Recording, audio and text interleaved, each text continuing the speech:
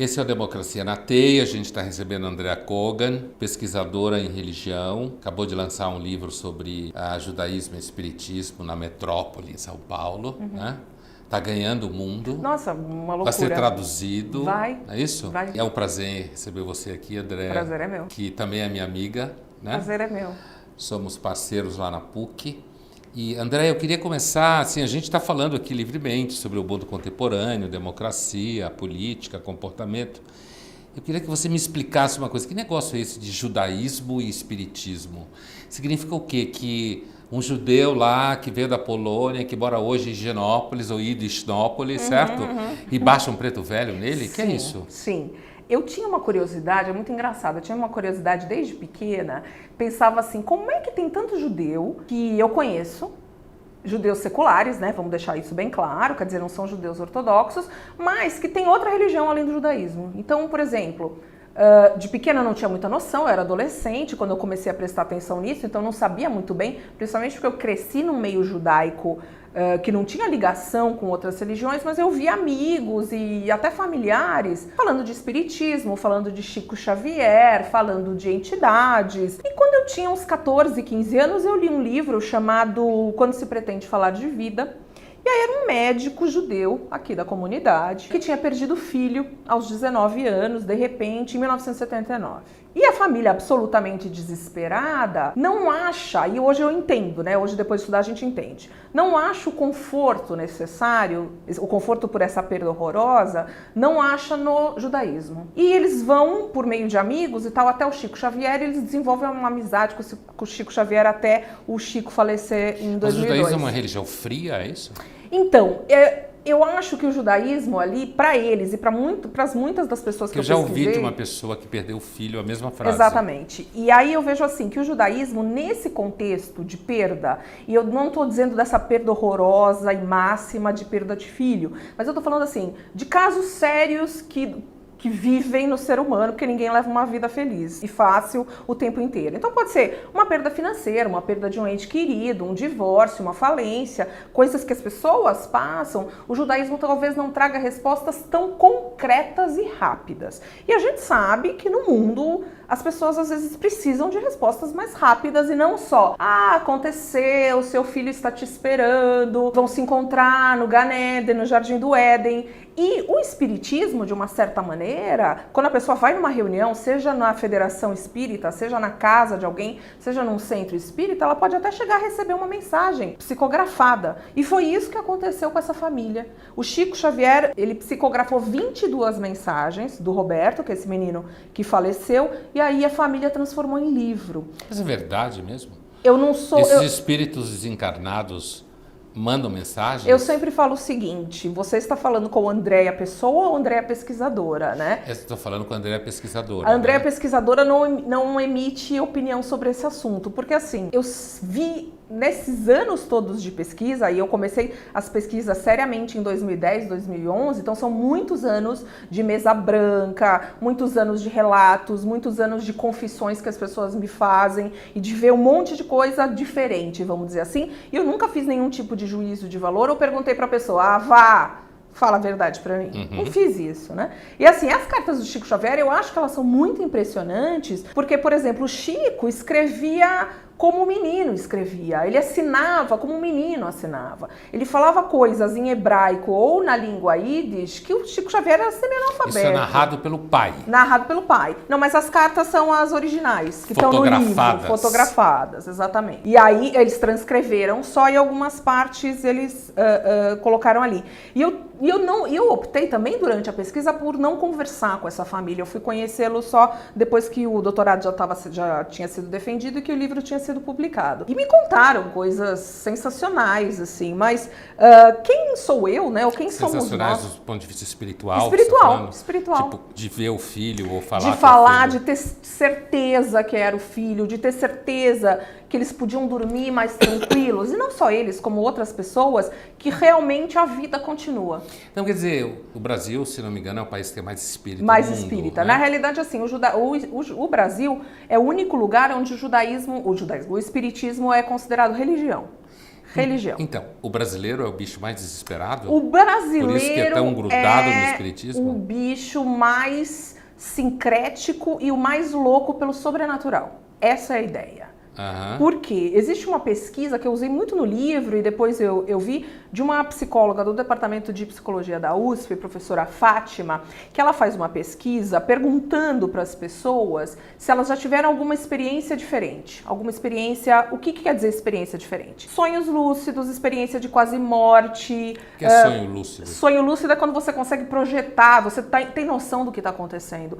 Ou quando você se vê fora do corpo, tem muita gente que relata isso, né? Quando se vê fora do corpo e dormindo, aí você, o que está acontecendo? Ou experiência de quase morte, que são aquelas pessoas que falam que foram declaradas mortas, mas que elas voltam para contar a história. Sim. E vários outros tipos de experiência, poltergeist, que já viram algumas coisas, que já sentiram que tem algum tipo de premonição, algum tipo de mediunidade. No Brasil, isso chega a 85% das pessoas. Mais ou menos. Se não é 85, 83, assim, é uma porcentagem de pessoas que já tiveram isso ou que conhecem alguém. Se a gente perguntar para qualquer pessoa que a gente conhece, fala, você já teve alguma questão, alguma experiência extrasensorial, digamos assim, a pessoa vai responder sim. Mas é como você disse, isso mostra que o brasileiro tem uma certa tara pelo sobrenatural. Totalmente. Isso não mostra que o sobrenatural existe. Não tem nada a ver. Essas pessoas podem ter viajado, mentido, não? Podem estar sob efeito de drogas, né? Podem ter um estado alterado de consciência e tal, Mas né? a questão é que essa ânsia pelo sobrenatural funciona, quer dizer, o brasileiro é o mais viciado em sobrenatural nesse sentido? Eu acho que sim, e obviamente a minha pesquisa quando fala, o judeu está inserido nessa realidade, né? Quer dizer, ele está em São Paulo, numa cidade metropolitana, com um monte de imigrantes ao lado, que tem diferentes práticas religiosas. Então é claro que também nesses momentos, vamos supor, de perdas, de dor, o amigo do lado vai num terreiro, no outro vai numa igreja evangélica, o outro vai tomar um passe e ele vai na sinagoga. E aí na hora do vamos ver, quer dizer, dos momentos difíceis, ele vai no que vai dar conforto mais rápido. E assim, na tua pesquisa você encontra pessoas que incorporam de preto velho a judeus da Polônia? Sim. Existem entidades que são como que pretos velhos da Polônia? Ou pombagiras polonesas? Rabinos, eu já vi. Rabinos. E tem pombagira polonesa? Nunca presenciei, nunca fui apresentada a uma. Mas talvez, né, nunca é tarde. Pombagira só brasileira? Não, na realidade, assim, eu tive a oportunidade de conhecer um pesquisador americano chamado Alex Minkin, que pesquisa entidades judias no candomblé e na Umbanda. Então, ele fala que existem terreiros até no Rio de Janeiro, que, sabe, alguns profetas baixam no terreiro. Tipo que Elias, assim, no terreiro no Rio de Janeiro? Exato. Isaías? Exato. Jeremias? Exato. Isso é uma afirmação chocante, Chocante. E ele e aí ele fez uma apresentação, foi muito interessante, e aí ele mostrou algumas entidades que eram judias prostitutas, enfim. Pombagira, exatamente. E ele, muito interessante, ele tem vários programas, ele tem muitos documentários feitos, e para você ver o nível de sincretismo, ele veio, então ele é um americano, mas que gosta da cultura brasileira, e ele casou na Umbanda. Então ele misturou o judaísmo e os rituais da Umbanda no casamento. Judeu. Casou com uma brasileira? Não, casou com uma americana, mas gostava tanto do ritual da Umbanda, que só existe aqui, que ele pediu pro pai de santo para casar ali na Umbanda. Então aí ele mostra no vídeo dele, ele casando de kippá, né, com o solidel, e quebrando copo na cerimônia, junto com os atabaques. Então, e a gente vai ter um terreiro da Andréia em breve? Não. Andréia vai continuar estudando. Mãe Andréia vai continuar só estudando, que já tá ótimo, né? Vai continuar discutindo e falando para as pessoas assim. Por mais que você concorde ou não concorde comigo, isso é um fato que existe. Então não adianta. O judeu inserido em outras religiões. Dá exemplo para nós. O que significa uma mesa branca de judeus em Higienópolis? Olha, a mesa branca não tem nenhuma alteração, digamos assim, entre uma mesa tipicamente espírita e uma mesa judaica, tá? Para quem não entende, um ritual de mesa branca, ou evangelho no lar, enfim, é um ritual que acontece na casa das pessoas espíritas, e tem toda uma organização. O espiritismo é uma religião muito muito disciplinada, digamos assim, né? Então dizem o seguinte, que é necessário fazer reuniões semanais, no mesmo local, no mesmo horário. Eu, durante 4 a 6, 4 anos com certeza eu fui semanalmente em duas casas que praticam esses rituais. Eu só não fui mais porque não dá. Quer dizer, não dá para você ir 3 vezes por semana conversar com um morto, 4 vezes por semana. Você conversou com mortos? Conversei com muitos. E aí eu falava assim, tinha semanas que eu falava, gente, eu vou dar um tempo porque eu tô conversando mais com gente morta do que com vivo. Hoje eu ainda frequento, sempre pela via do estudo, porque eu acho que isso é uma coisa fascinante e que ninguém nunca tinha estudado essa ligação de judaísmo e espiritismo, judaísmo umbanda, judaísmo candomblé.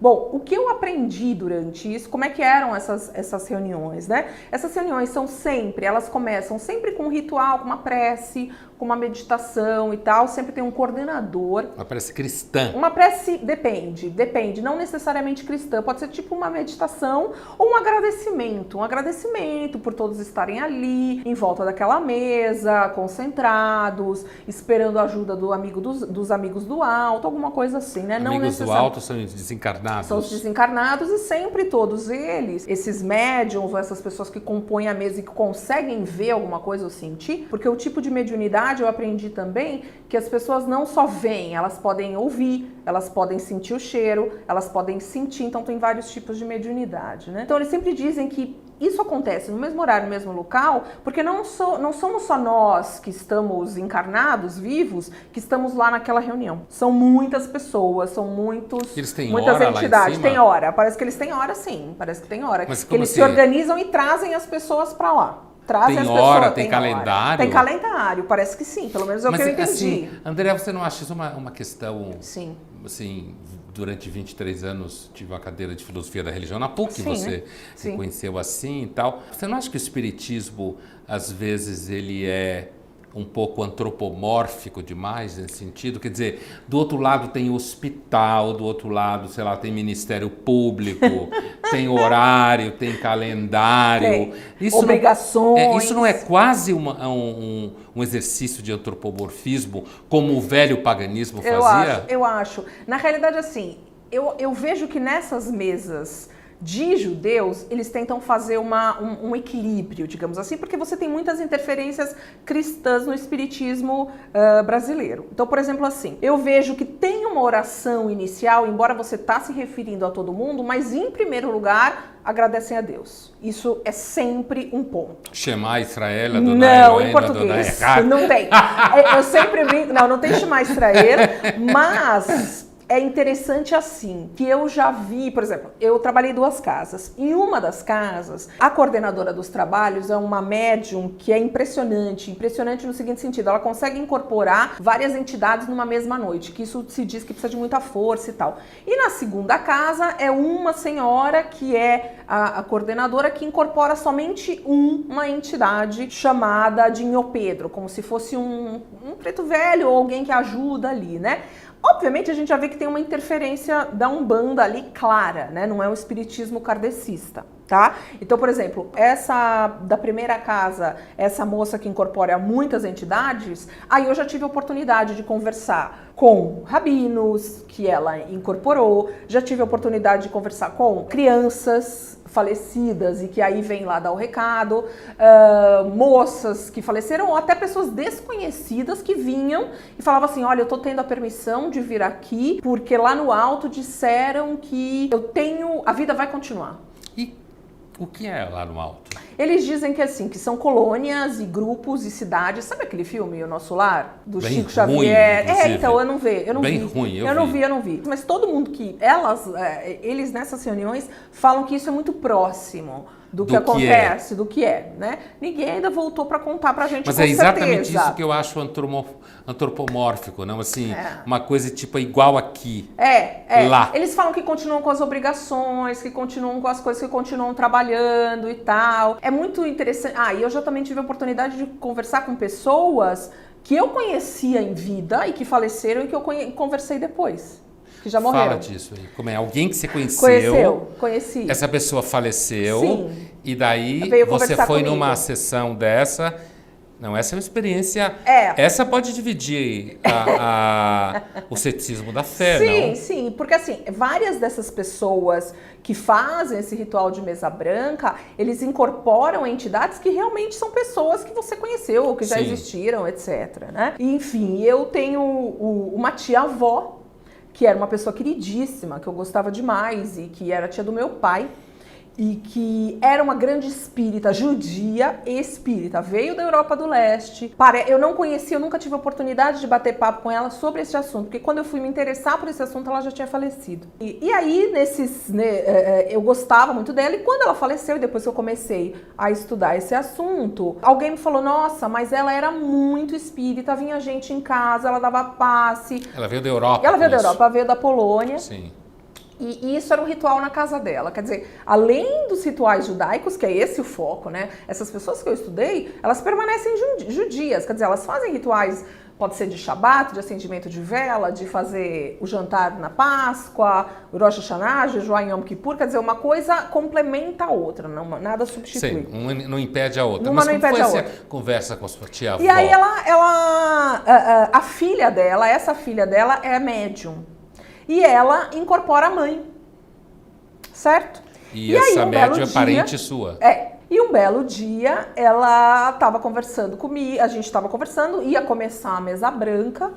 E aí, quando a médium, que é essa minha parente, incorporou a minha tia, ela olhou para mim e falou, seu pai foi um sobrinho muito querido para mim. E conversou como se fosse a minha tia. Eu olhei e falava, tia...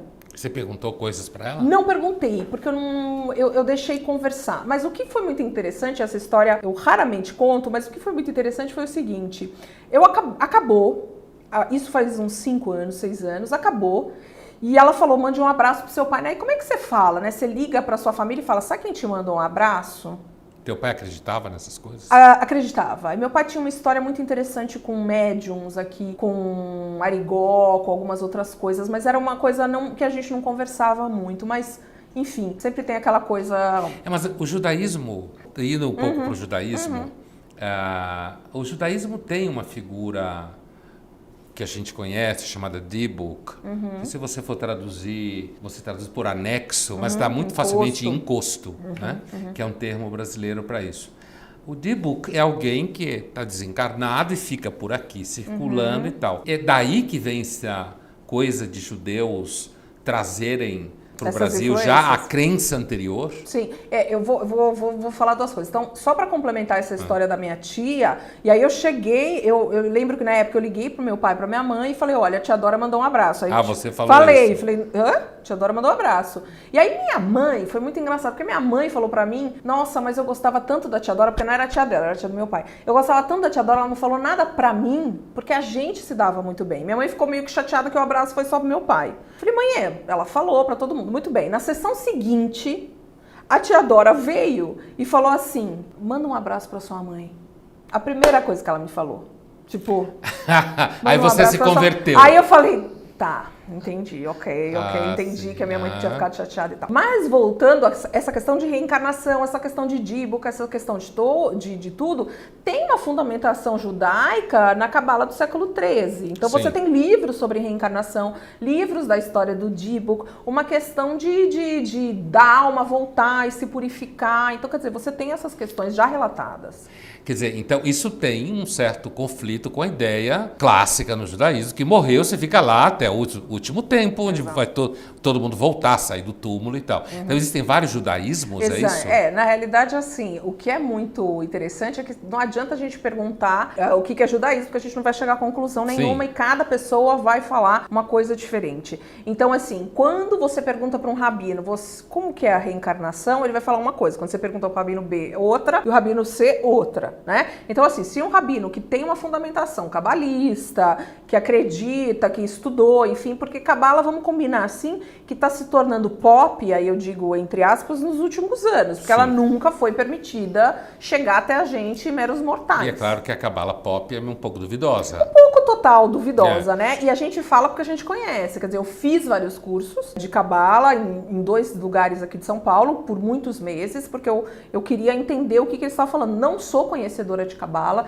não falei de Cabala no livro, mas eu queria saber o que eles estavam falando e simplificando de uma maneira brutal, né? E, enfim, é uma simplificação muito rasa, digamos assim, com todo respeito. Agora, né? Fala para mim uma coisa, a comunidade judaica não recebe, os setores da comunidade judaica não recebe seu livro, sua pesquisa como uma coisa um pouco estranha? Recebe. Que negócio de judaísmo e espiritismo? Na realidade, o judeu ortodoxo não vai ler meu livro jamais. Não vai porque eles nem leem literatura que não seja a Torá, que seja alguma coisa secular, não vai ser lida. O judeu que é mais liberal, que é secular, aí ele vai ler, e tem algumas pessoas que falam assim, que já chegou até mim por redes sociais, por uma série de caminhos, falando assim, olha, Andréia, eu não concordo com a sua pesquisa.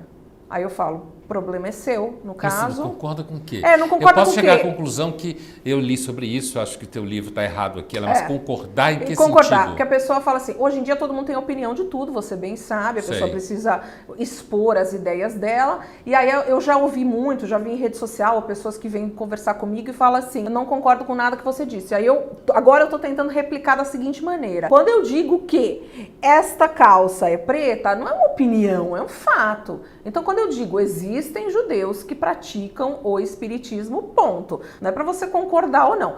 Eu não concordo com as práticas. Aí esse é o problema, ok, faça o que você quiser na vida. Mas você negar um fato que existe, eu não concordo com judeus na Umbanda, no Candomblé. É porque alguém pode dizer então que eles não são judeus. Podem, mas quem é essa pessoa? O judaísmo não tem papa. Então ele não pode dar uma ordem e falar assim, olha, você não é judeu, você é. Não existe isso. Afinal de contas, o que faz uma pessoa ser judeu? Tem várias definições, eu gosto de muitas. Ontem eu aprendi uma sensacional. Eu estou fazendo um curso de um rabino muito especial chamado Marshall Mayer, que foi um rabino que trabalhou, discípulo do Heschel, trabalho humanista fantástico. E o rabino que está dando esse curso, o Adrian, da comunidade Shalom, falou assim que ele ouviu de um rabino israelense que falou assim, como que o senhor define o que é judeu? Ele falou assim, eu aceito que o judeu é qualquer pessoa que se diz judia e que come um pedaço de matzá no Pessah. Pra mim isso é judeu, entendeu? Comeu um pedaço de matzá, é judia. Judeu não é quem a mãe é judia? Não. Aí a gente foi... Bom, enfim. Como tem assim? A questão... Você está querendo esculhambar toda a compreensão de judaísmo? Estou esculhambando tudo. Não concordo com sua pesquisa, Não Andréia. concordo com a minha pesquisa, exato. Eu vou falar. Como assim? Quer dizer, basta comer um pedaço de matzá. E se você se diz Páscoa, que é, e se você diz que você é, quem sou eu ou quem é outra pessoa para falar você vai para cá, você não Então é. quer dizer, se alguém come um pedaço de matzá, de pão na Páscoa e tal, sem fermento e tal, e se sente judeu, entrar amanhã na sinagoga e disser, eu quero casar aqui na sinagoga, tudo bem? Tudo bem, dependendo da sinagoga que você vai, tudo bem, né? Aí que começa, porque aí começa, né? Óbvio, você tem os judeus ortodoxos, né? Racídicos da linha Chabad, vamos dizer assim, que é a linha com maior número de judeus e tal, que eles não vão aceitar esse tipo de coisa. Mas você tem uma série de outras linhas, né? De outras ortodoxias que, enfim, você aceita. A filha do Amos Oz, ele escreveu com a filha O Judeu e as Palavras, que é um livro maravilhoso, e aí foram fazer uma entrevista com ela recentemente e perguntaram para ela, mas e para você, quem é judeu? Porque fazer essa pergunta para qualquer um é um pepino, né? A gente não vai chegar a conclusão nenhuma, nunca única, né? Que não seja mãe. Que não Aí perguntaram para ela assim, quem é judeu para você? Você aceita que uma pessoa que não tenha nascido num ventre materno, num ventre judaico, que uma pessoa que não tenha nascido com as ideias judaicas ou não tenha estudado em escola judaica, você aceita que essa pessoa agora se diz judia? Ela falou, por que não? Se ela é louca o suficiente de falar sou judia e encarar esse peso que a gente encara, entre aspas, né? Não falou exatamente com essas palavras. Porque essa resposta é bem judia. É bem judia. Se ele é louca o suficiente, deixa ele. Quem sou eu para falar que ele não pode ser? O Amos Oz, certa feita numa entrevista para a Folha de São Paulo, ele me disse que só Deus é único, todo o resto é múltiplo. Eu também acho.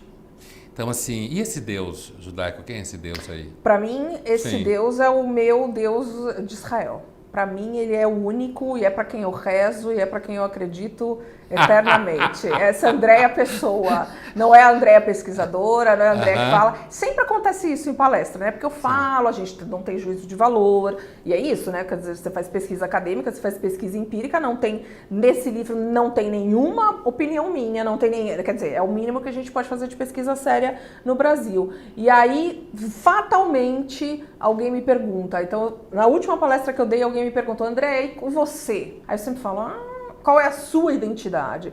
E eu falo assim, já tá bom ser só judia, tá ótimo já para uma encarnação só, eu tô super bem, eu acho que o judaísmo... Você tem outra que te atrapalha, você é corintiana. É verdade. Essa mas, vai assim, dar em carba. Essa vai dar em carba. É só com a família.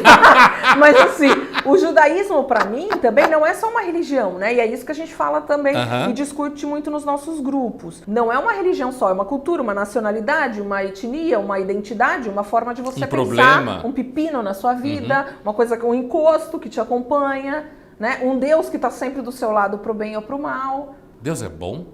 Não o tempo todo, não o tempo todo. Então quer dizer que Deus é mal também? O Deus é mal, o Deus é aquela pessoa que você... É engraçado, né, que eu sempre estou pensando muito nisso, porque é o que vem acontecendo, e por que as pessoas buscam outras religiosidades. O judaísmo, a gente age no acaso, a gente age, como você sempre disse, o judaísmo é agir na contingência da vida, né? E não tem ninguém que não tenha um pepino que vai ser ultrapassado o tempo todo. Isto é, você programa um certo caminho para sua vida, para sua carreira, para sua família, e o caminho nunca é assim. O caminho vai ser assim porque você vai tomando porrada de todos os lados, né? E nesse caminho de porradas, você quer uma espiritualidade mais fácil, você quer uma espiritualidade que dê respostas muito mais rápidas para suas aflições. O judaísmo às vezes não dá. O judaísmo vai falar, é assim mesmo, queridão. Então vai agindo conforme as coisas vão acontecendo e acredite num Deus só. Então eu acho que é isso. E as pessoas falam, mas não é bem isso, eu queria, como você mesmo diz, eu queria um Deus que me fizesse emagrecer, eu queria um Deus que me desse respostas mais rápidas, um Jesus que me fizesse ter namorado. Então quer dizer, você quer o imediato, mas no judaísmo você... Para que serve esse Deus então? Esse Deus serve para te acompanhar. Se não arruma namorado, namorada, se não emagrece, se não te dá aconchego, para que esse Deus? É uma excelente pergunta. A gente acredita nele até o final. Tirou a gente da escravidão, construir um país. Vamos lá, né? Vamos acreditar até o final. Você sabe aquele filósofo judeu do século XX, alemão chamado Franz Rosenzweig, muito famoso no judaísmo? Você sabe, ele fala que tudo que a gente pode fazer é caminhar ao lado do nosso Deus. Exato. Que nós somos um ser que caminha sobre tumbas, né? E que a gente sai do milagre para o mistério. Exatamente. Você acha que isso faz sentido? Eu acho que faz total sentido, porque a vida é essa. Esses rabinos que a gente considera, como eu falei do Marshall Mayer, como fala o Heschel, quer dizer, é você trazer o mistério, você trazer a santidade para o teu dia, para o teu cotidiano, e ter o Deus... Porque assim, por que as pessoas buscam outras religiões, outras espiritualidades, outras práticas ou qualquer outra coisa, do incenso a uma reza diferente? Porque aquele Deus dela não é suficiente, né? Como que você vê esse milagre no cotidiano, André? Eu vejo o milagre de continuar existindo num mundo cheio de horror. Isso já é um milagre. De continuar a ter esperança um pouco, né? De continuar vivendo. Então existir já é um milagre. Com certeza. Isso é bem judaico. Totalmente, né? Quer dizer, se é uma coisa que eu consigo ainda raciocinar é judaicamente, eu acho. Eu nem percebo isso. Cola Kavod. Obrigado, André. Obrigada a você. Teve um no Facebook ano passado, falou que meu livro tem que ser retirado e proibido. Aí um amigo meu virou e falou, você quer voltar aos tempos onde nossos antepassados foram queimados? É isso que você quer? 3 amigos meus. Não, só a Andréia. Só a Andréia. Queima ela que já tá bom.